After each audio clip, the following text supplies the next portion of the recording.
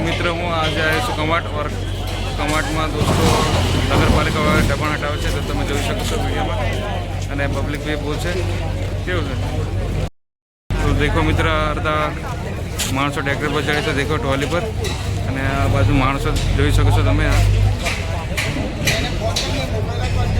तो देखो मित्र अहीं લીમડો तो ये पण काढी नाख्यो देखो अने अहींया ग्रामजन शौचालय तो ये पण काढी नाख्यो देखो।